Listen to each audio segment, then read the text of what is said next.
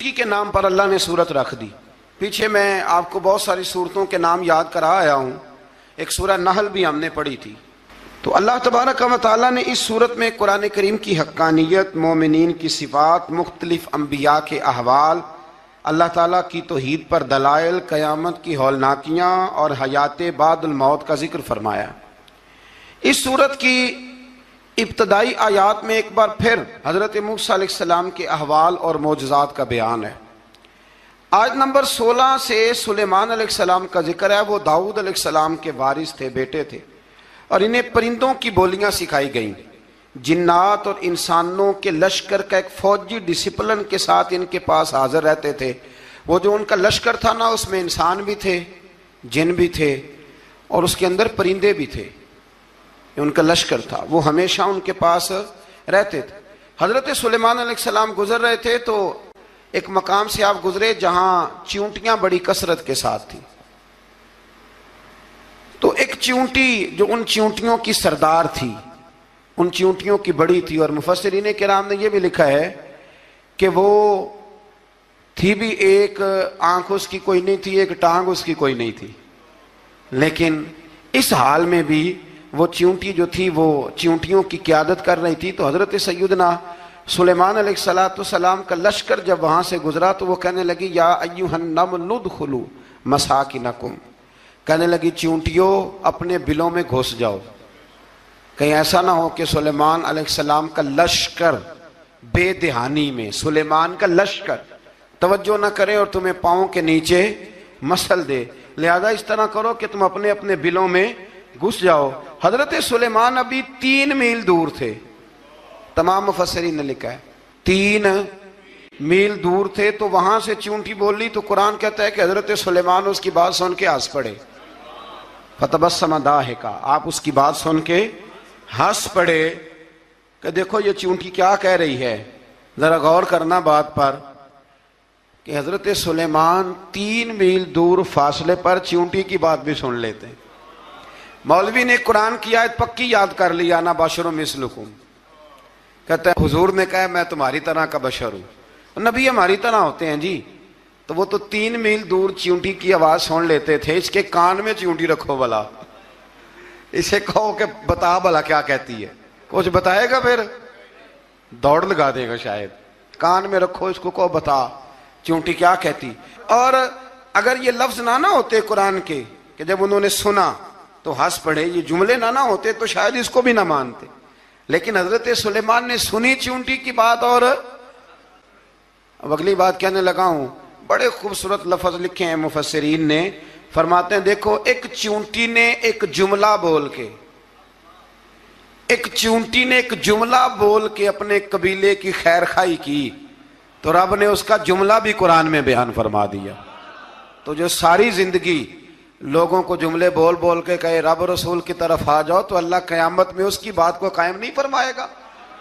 جو بھی کسی کی خیر خواہی کرے وہ ایک جملہ بول کے کرے، اور ہو بھی چیونٹی. تو اگر اللہ اس کا ذکر قرآن میں باقی رکھتا ہے تو میں اور آپ اگر کسی کی خیر خواہی کریں گے تو انشاءاللہ ذکر باقی رہے گا. شرط یہ ہے کہ کریں خیر خواہی کرو کسی کی، ایک جملہ بول کے بھی کرو، چیونٹی بھی ہو تو اللہ قرآن میں ذکر باقی فرما دیتا ہے. تو اللہ تبارک و تعالیٰ نے اس بات کا ذکر قرآن مجید میں فرمایا. اس پر کئی کچھ لکھا ہے. اسی طرح سے ایک بات اور لکھی ہے ہمارے مفسرین نے کہ حضرت سلیمان ایک دن اسی طرح نکلے، قحط پڑ گیا تھا، بارش نہیں ہوتی تھی. تو حضرت سلیمان باہر میدان میں نکلے دعا کرنے کے لیے، خشک سالی تھی. تو جب آپ گئے تو ایک چیونٹی اپنے پر پھیلا کے دعا مانگ رہی تھی. تو رب کریم نے فرمایا سلیمان آپ واپس چلے جائیں، بارش آ جائے گی پر آئے گی چیونٹی کی دعا پہ. تو حضرت سلیمان نے عرض کی مولا میں بھی تو اتنا لشکر لے کے آیا ہوں نا، تو چلو ہمیں بھی دعا کر لینے دے، تو چیونٹی کی دعا پہ برسا دینا پر دعا کر لینے دے. فرمایا نہیں آپ واپس جائیں، دعا نہ مانگیں. یا اللہ کیوں؟ فرمایا چیونٹی کا دل ٹوٹ جائے گا، وہ تو کہے گی کہ یہ سلیمان کے لشکر دعا پہ پھر بارش آئی ہے. تو آپ نہ کریں تاکہ اس کے دل میں یہ بات رہے کہ نہیں میرے رب نے میری دعا پہ بارش فرمائی ہے. آپ جائیں، آج بارش آئے گی پر آئے گی چیونٹی کی دعا پہ. تو جو چیونٹی بارش کی دعا کرے قوم کے لیے، اللہ اگر اس کا ذکر قائم رکھتا ہے تو جو اپنی قوم کے لیے ہدایت کی دعا کرے، اور کبھی کبھی گردن جھکا کے دیکھا کرو کہ دل میں رسول اللہ کی امت کا درد کتنا ہے. اگر کہیں حضور کی امت کا درد ہے تو پھر انشاءاللہ ذکر قیامت تک باقی رہے گا. پھر انشاءاللہ قیامت تک آنے والی نسلیں بھی آپ کا ذکر کریں گی اگر حضور کی امت کا درد سینے میں موجود ہے. اسی طرح سے پھر حضرت سلیمان کے لشکر میں نا ایک ہدہد نامی پرندہ بھی تھا. لشکر کا کارکن تھا پرندہ. ہدہد غائب تھا تو حضرت سلیمان کہنے لگے کدھر گیا وہ ہدہد؟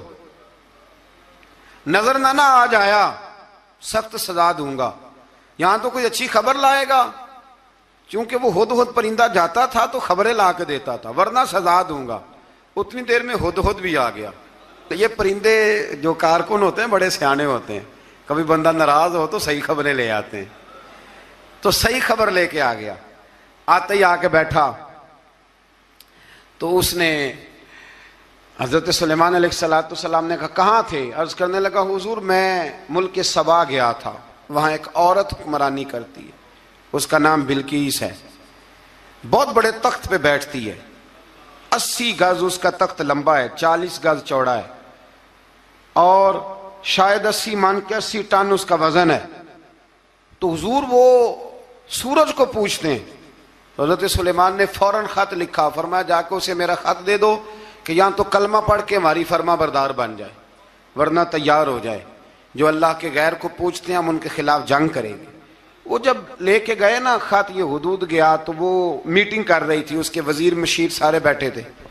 اس نے جا کے خط پھینک دیا ملکہ بلقیس کی جھولی میں. اس نے خط پڑھا تو ڈر گئی، وزیروں کو بلایا. حضرت سلیمان، قرآن کہتا ہے حضرت سلیمان نے کہا تھا خط پھینک کے نا تو سائڈ پہ ہو کے سننا وہ کیا کہتا. بندوں کے لیے منع ہے، پرندوں کے لیے جائز ہے. بندوں کے لیے منع ہے سائڈ پہ ہو کے سننا. ہاں جس کی جاسوسی کی ڈیوٹی ہو، کفر کی جاسوسی کی، اس بندے کے لیے بھی جائز ہے. تو یہاں ایک تو وہ پرندے تھے، دوسرا کفر کی جاسوسی کر رہے تھے. سائڈ پہ ہو کے سننے لگے تو ملکہ بلقیس کہنے لگی اب کیا کرنا ہے، یہ خط آیا ہے. تو وہ کہنے لگے ہم تیار ہیں، آپ حکم کریں، ہم لڑنے کو تیار ہیں، لڑیں گے. وہ کہنے لگی نہیں تیزی نہ دکھاؤ. قرآن مجید کہتا ہے کہ وہ کہنے لگی جب لڑائیاں ہوتی ہیں تو شہر تباہ ہوتے ہیں، ملک کھنڈر بن جاتے ہیں، لڑائی مسئلے کا حل نہیں ہے. انہوں نے کہا کہ میں نبی ہوں.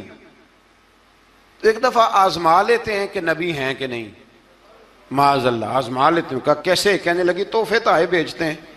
اگر مال پر دل للچا گیا تو پھر نبی نہیں بادشاہ ہے، اور اگر مال پر دل للچایا نہ تو پھر اللہ کے کامل بندے ہیں. یہ فرق اس نے اس وقت بیان کیا. اس نے 500 کنیزیں، 500 غلام بڑے شاندار لباس پہنا کے، 500 گھوڑا بڑا تگڑا، اس کے اوپر مال و اسباب رکھ کے تیاری کرا کے حضرت سلیمان کی طرف بھیجا. ہدہد پہلے سے خبر لے کے آ گیا. حضور اس نے یہ پروگرام بنایا ہے. وہ جب آیا سارا کچھ تو حضرت سلیمان دیکھ کے جلال میں آ گئے. فرمانے لگے اسے جا کے کہہ دو تو مجھے کیا تحفے بھیجے گی، میرے رب نے مجھے مالا مال فرمایا ہوا ہے، نے مالا مال کیا میرے مالک نے. جا اسے جا کے کہہ تو کیا تحفے دے گی. جب رب دیتا ہے تو پھر کوئی کمی نہ وہ نہیں چھوڑتا. بندے کیا دے سکتے ہیں؟ بندے تو بیچارے 10 دے کے تو 10 دن ان کی آنکھیں نہیں کھلتی. فرمایا مجھے اللہ نے جو دیا ہے کیا بات ہے اس کے دینے کی. تو فرمایا اسے کہو یا فرما بردار ہو کے آ جائے یا جنگ کے لیے تیار ہو جائے، ہم اسے اس کے شہر سے ذلیل کر کے نکال دیں گے. اس نے جا کے جب پیغام دیا تو اور ان لوگوں نے بھی آ کے بتایا کہ وہاں تو ہم عجیب منظر دیکھ کے آئے ہیں کہ جانور بھی ہاتھ باندھے کھڑے ہیں، وہاں تو جنات، سرکش جنات کھڑے ہیں. وہ بادشاہ نہیں، وہ نبی ہیں. وہ جو 500 غلام اور 500 کنیزیں گئی تھی حوال سنایا آ کے. تو ملکہ بلقیس نے پھر خط لکھا کہ میں فرما بردار ہو کے آ رہی ہوں. مانا کیا ہے؟ میں کلمہ پڑھنے کے لیے آ رہی ہوں. تو حضرت سلیمان نے کہا بھئی اب اس طرح کرو، ذرا فرش بچھاؤ. انہوں نے فرش بچھایا اس طرح کا کہ اوپر فرش تھا، نیچے مچھلیاں تیر رہی تھیں، لگ رہا تھا دریا ہے. ڈیوٹی لگا دی، جنات نے بچھا دیا. ادھر حضرت سیدنا سلیمان فرمانے لگے اب چونکہ مان کے آ رہی ہے تو اسے اپنی نبوت کی علامتیں بھی دکھانی ہیں. اس نے تخت بڑا شاندار بنوایا تھا، اور خواتین میں جو عادتیں خواتین والی ہوتی ہیں وہ جاتی نہیں. وہ 7 کمروں میں نا پیچھے اپنا تخت رکھ کے تو 7 دروازے بند کر کے آئی. اس زمانے میں ایک رواج تھا، وہ زلیخا نے بھی 7 دروازے مکفل کے ایک رواج تھا. ایک کمرہ، پھر کمرے کے پیچھے کمرہ، پھر اس کے پیچھے کمرہ، پھر اس کے پیچھے کمرہ، اور اس کو بڑے موٹے تالے لگائے جاتے تھے، اور فلسفہ یہ تھا کہ ایک تالا توڑے گا کوئی تو جب تک سپاہی آ جائیں گے، اور اگر اس کے توڑنے تک نہ آئے تو دوسرے کے توڑنے تک آ جائیں گے، اور اس کے توڑنے تک نہ آئے تو ساتویں تک تو آئے جائیں گے۔ یہ ان لوگوں کا نفسیاتی معاملہ تھا، سوچ تھی۔ 7 کمروں میں مکفل کر کے نہ وہ نکلی تو حضرت سلیمان علیہ السلام کہنے لگے بھئی مجھے اس کا تخت چاہیے اس کے آنے سے پہلے، اس کے آنے سے۔ اس واقعے کی کیا ضرورت تھی قرآن پاک میں؟ یہ کیا حاجت تھی یہ تخت والی ساری بات قرآن نے کیوں بیان کی؟ پوچھیں آپ اپنے دل سے بھی اور انکار کرنے والے منکرین سے بھی، اس کی کیا ضرورت تھی؟ وہ جو کہتے ہیں جی ولی کی کرامت کی کیا ضرورت ہے، سیدھی سیدھی نماز پڑھو، روزہ رکھو، حج کرو، زکوٰۃ دو، تو پوچھو ان سے ایک سورت نمل کے اندر اس ساری تفصیل کی کیا ضرورت تھی؟ ختم ہو گئی جب وہ کلمہ جو پڑھ رہی ہے، تو پھر اس سارے واقعے کو رب کیوں بیان فرماتا ہے؟ حضرت سیدنا سلیمان فرمانے لگے تخت چاہیے، اور چاہیے اس کے آنے سے پہلے۔ قال عفریت من الجن، جنوں میں سے ایک بہت بڑا جن بولا، کہنے لگا حضور آپ کا یہ تخت برخاست ہونے سے پہلے لے آؤں گا۔ یہ جو آپ میٹنگ کر رہے ہیں نا، یا آپ فیصلے ختم، کچھ نے لکھا صبح سے شام تک میٹنگ ہوتی ہے اور اس کو آنے میں پتہ نہیں کتنے دن لگیں گے، تو میں یہ برخاست ہونے سے پہلے، اور کچھ نے کہا دی آپ شرط کیوں لگاتے ہیں کہ صبح سے شام تک ہوتی؟ اس جن نے کہا دی آپ 10 منٹ میں فارغ ہو جائیں، آپ فارغ ہوں گے تو تخت آ جائے گا۔ مفسرین نے لکھا ہے کہ جب قرآن کہتا ہے کہ اس نے کہا کہ آپ کے فارغ ہونے سے پہلے، تو اس کا مطلب ہے کہ جب آپ اٹھیں گے، یہ جگہ خالی کر دیں گے تو تخت یہاں کیویں ہزاروں میل کا فاصلہ ہے آ جائے گا، پر ہوائی جہاز پہ کارگو کرا کے، جی DHL کے ذریعے کیسے آئے گا؟ وہ آئے گا تو بس آئے گا۔ تو حضرت سلیمان کی تو بادشاہت تھی نا زمانے پہ، فرمانے لگے نہیں نہیں تو لیٹ ہے، تو لیٹ ہے، تو ہمیں جانتا ہی نہیں، ایٹ سٹ تے پکھڑا کوار گندل، اسی اور بھی بوٹیاں جاننے ہاں، یہ تو لیٹ ہے، ابھی ہماری طاقت اس سے زیادہ ہے۔ بڑی کمال بات لکھی ہے لکھنے والوں نے۔ ایک مفسر نے لکھا ہے کہ ابھی حضرت سلیمان نے غلاموں سے منگوایا ہے، اپنی بات کوئی نہیں کی، یہ حال ہے ان کے غلاموں کا، تو سردار کا عالم کیا ہوگا؟ حضرت سلیمان کہنے لگے بھی جلدی جائیے۔ قال الذی عنده علم من الکتاب انا آتیک بہ قبل ان یرتد الیک طرفک، تو اٹھا ان میں سے وہ جس کے پاس کتاب میں سے علم تھا، ساری کتاب کا بھی نہیں، علم من الکتاب، کتاب، وہ اٹھے جن کے پاس کتاب میں سے علم تھا، تو وہ اٹھ کے کہنے لگے حضور میں لے آؤں گا، کب؟ آپ کے آنکھ جھپکنے سے، نہیں آنکھ جھپکنے سے، بندہ تھا جن تھا، جن کی تو بات مانی نہیں انہوں نے، کیا کہا؟ آنکھ جھپکنے سے، میں آنکھ جھپکنے سے پہلے لے آؤں گا۔ تو حضرت سلیمان کہنے لگے تو ٹھیک ہے چل لا، پھر لا، پھر آنکھ جھپکنے سے بڑے ہی نادان نہیں، پھر غصہ نہیں آتا ان پہ، پھر غصہ نہیں آتا۔ میرے شیخ کامل، مرشد اکمل، شیخ بحر و بار، حضور غوث پاک جیلانی، حضرت غوث اعظم یوں کر کے شاگردوں کو، مریدوں کو سبق پڑھا رہے تھے، پڑھاتے پڑھاتے ہاتھ آگے کیا، اور جب ہاتھ واپس آیا تو بھیگ گیا تھا سارا۔ تو شاگرد کہنے لگے حضور یہ کیا ہے؟ فرمایا تمہیں نہیں سمجھ آئے گی، چھوڑو تمہارے والی بات نہیں، خاصاں دی گل آما آگے نہیں مناسب کرنی، رہنے دو تم۔ کچھ وقت گزرا تو کچھ لوگ آ گئے، ابھی کلاس ختم نہیں ہوئی تھی، کپڑے بھیگے ہوئے ہو، وہ شاگرد پہلے ہی منتظر تھے، کہا تمہیں کیا ہوا؟ کہنے لگے دریا میں جا رہے تھے، اچانک ہچکولیں آنے لگے، تو ہم نے کوئی کسی بے عمل کا بازو تو نہیں نہ تھاما، ہم غوث اعظم کے ماننے والے ہیں، تو دریا میں کہا یا شیخ عبد القادر جیلانی شیئا للہ، اللہ کے راستے میں مدد کرو، تو کہنے لگے بس ایک ہاتھ ہی آیا ہے، اور یوں کشتی کھینچ کے باہر نکالی ہے. تو اب وہ شاگرد سارے چپ کر گئے, کہنے لگے جواب کیوں نہیں دیتے؟ انہوں نے کہا تم نے ہاتھ دیکھا ہے پہنچتا ہوا, اور ہم نے ہاتھ دیکھا یہاں سے جاتا ہوا. تم نے پہنچتا ہوا دیکھا ہے تو ہم نے. حضرت بہاؤالحق نقشبند بخاری, ان کی ایک مریدنی تھی, اوپر چبارے پہ کسی نے اس کی عزت پہ ہاتھ ڈالا, چبارے پہ اوپر والی منزل پہ. اس مریدنی نے اپنی عزت بچانے کے لیے چھلانگ لگا دی. جب وہ نیچے گر رہی تھی تو حضرت بہاؤالحق نقشبند بخاری پہنچ گئے. نیچے کوئی ایسا بندوبست کر دیا, کوئی چارپائی بچھا دی, کوئی ایسا جس پہ وہ آ کے آرام سے گری اور بچ گئی. حضرت صاحب کی طرف دیکھ کے کہنے لگی حضور آپ کب آئے؟ فرمانے لگے پتر جب تو چبارے سے چلی تھی تب میں بخارے سے چلا تھا. جب تو چبارے سے چلی تھی نا تب میں بخارے سے چلا تھا, اور تیرے نیچے آنے تک میں بھی پہنچ گیا ہوں. میں بھی مالیدہ کم راکھی کرنا, پھل کچے ہون یا پکے, اے پیر مریداں دے سر تے ہی رہندا ہے. اے جھوٹے ہون یا سچے, یہ پکی غلامی کریں یا کچی کریں, پیر کی بھی مجبوری ہوتی ہے. کیا کریں, پیر مریداں دے سر تے ہی رہندا ہے. اے جھوٹے ہون یا سچے, کیا کیا جا سکتا ہے. لیکن نا نافرمان بیٹے کا بھی تو جائیداد میں حصہ ہوتا ہے نا. نافرمان بھی ہو تو جائیداد میں حصہ, تو چلو باپ ناراض رہے گا تو اللہ ناراض رہے گا, بات الگ ہے, پر جائیداد کا حقدار تو ہے نا, چاہے نافرمان ہی ہے. پیر مریداں دے سر تے ہی رہندا ہے. اے جھوٹے ہون یا. پھر وہ تخت آ گیا تو حضرت سلیمان سے پوچھا یہ کیا ہے؟ قال ھذا من فضل ربی. فرمانے لگے کچھ بھی نہیں. حضرت سلیمان کہنے لگے یہ میرے رب کا فضل ہے. شاید سب مفسرین نے بڑی بڑی باتیں کی ہوں, پر یہاں ایک قاضی ثناء اللہ پانی پتی رحمت اللہ علیہ کا فقرہ میں پڑھ رہا تھا, بڑا مزہ آ رہا تھا.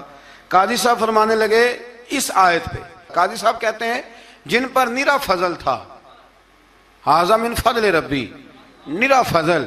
فرمایا ان کی تو اتنی طاقت ہے کہ وہ ہزاروں میل دور سے 80 گز لمبا 80 گز چوڑا تخت آنکھ جھپکنے سے پہلے لے آتے ہیں, اور جن کے بارے میں اللہ فرماتے ہیں بشر المؤمنین بِأَنَّ لَهُم مِّنَ اللَّهِ فَضْلًا كَبِيرًا. فرمایا محبوب اپنے غلاموں کو خوشخبری دے دیں, باقیوں پہ نرا فضل تھا, ان پر تو فضل کبیر ہے, ان پر تو بڑا ہی فضل ہے اللہ کا. تو فرمایا جن پر فضل کبیر ہو, ایک نہیں, اس پر میں بڑے دلائل دے سکتا ہوں. کرامات اولیاء پر میں بڑے ہی دلائل دے سکتا ہوں, بڑے. غوث اعظم رضی اللہ تعالیٰ عنہ کے بعد بادشاہ آیا تو کہنے لگا پیر تب مانوں گا جب سیب کھلائیں گے. سیب کا موسم ہی نہیں تھا. تو حضرت صاحب آتے ہی اسے کہنے لگے اب تو میری ولایت کو سیبوں پہ تو نہ تول, اب سیب کھلائے تو ولی یا نہ کھلائے تو ولی کوئی نہیں, یہ تو اب میری ولایت کو سیبوں پہ تو نہ تول. تو حضرت صاحب نے یوں ہاتھ اٹھایا تو اللہ نے 2 سیب عطا فرمائے. تو وہاں جملہ ہے حضور غوث اعظم کا, فرمانے لگے اگر اللہ حضرت مریم سلام اللہ جو بنی اسرائیل کی ولیہ ہیں, ولی ہے نا, وہ نبی تو نہیں نا, عورت نبی نہیں ہو سکتی. فرمایا اگر اللہ انہیں بغیر موسم کے پھل دے سکتا ہے, میں تو محمد عربی کا نوکر ہوں. فرمایا اب نہ 2 سیب آئے تھے, تو وہ کہنے لگا میرے تو دل میں 1 سیب تھا نا, تو حضور غوث اعظم نے نا 1 سیب مجھے دیا, 1 میں نے کھایا تو 1 غوث پاک کھانے لگے. کہتے ہیں میں نے وہ منہ میں رکھا, ذرا ترش تھا, تو میرے چہرے کا وہ رنگ دیکھ کے نا, اثر دیکھ کے کہ تلخی محسوس, تو غوث اعظم کہنے لگے میرے والا کھا.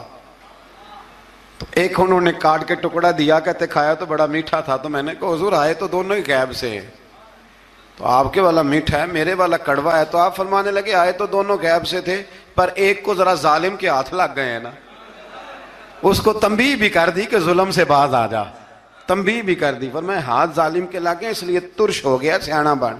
1 نہیں 20 درجنوں. لیکن پتہ نہیں کیوں لوگ اڑ گئے, پتہ نہیں کیوں کڑ کے آ گئے کرامت اولیاء کے معاملے میں. بالکل. اور پھر کسی حدیث میں یہ نہیں آیا کہ اس زمانے میں ولی ہوں گے تو اس زمانے میں ولی نہیں ہوں گے. حضور نے فرمایا میری امت کبھی گمراہی پر جمع نہیں ہوگی. اقبال کہتے ہیں اولیاء کیا ہوتے ہیں, اولیاء کیا ہیں, جواسیس القلوب. اقبال کہتا ہے ولی کا بہت بڑا ولی تم نے دیکھنا ہو تو اسے دیکھو جو تیرے دل کا جاسوس ہے. چلو یہ مشکل بات ہے, میں نہیں چھیڑتا, لیکن جو تیرے وہ جاسوسی کرتا ہے, پر کرتا ہے تیرے دل کی, وہ تیرے دل کا جاسوس ہوتا ہے ولی. اور اس پر حضور کی حدیث ہے, فرمایا اس کی فراست قلبی سے ڈر, یہ اللہ کے نور سے دیکھتا ہے. ڈر اس کی فراست قلبی سے، اللہ توفیق عطا فرمائے۔ بہرحال اس ولی کا نام تھا آصف بن برخیہ۔ آصف بن برخیہ جی حضرت سلیمان کے وزیر تھے۔ وہ آئی ملکہ بلقیس، اور جب وہ آئی نا تو اس نے دیکھا کہ یہ تو آگے سامنے حضرت سلیمان بیٹھے ہیں، اور جو رستہ ہے نا درمیان میں وہ فرش ہے کہ دریا ہے سمجھ نہیں آ رہی، تو اس نے نا اپنا یوں کر کے اوپر کپڑا اٹھانا شروع کر دیا کہ نیچے پانی ہے، تو حضرت سلیمان کہنے لگے چلتی آ، نیچے کچھ بھی نہیں۔ اس نے پیر رکھا، نیچے مچھلیاں بھی تیرتی جا رہی تھیں۔ حضرت سلیمان علیہ السلام، آج بھی اللہ نے توفیق دیا نا، لوگوں نے اس طرح کی تعمیرات بعد میں کی ہیں، لیکن اس کے موجد، اس کے پہلے بنانے والے حضرت سلیمان ہیں اللہ کی دی ہوئی توفیق سے۔ تو وہ ملکہ آپ کے پاس آئی، پھر وہ آپ کی فرما بردار ہو گئی، اور بعد مفسرین نے یہ لکھا ہے کہ اس نے جب کلمہ پڑھا تو پھر اس کا نکاح بھی حضرت سلیمان سے ہوا، یہ بھی بعض لوگوں نے لکھا۔ بلغ العلا بکمالہ کشف الدجی بجمالہ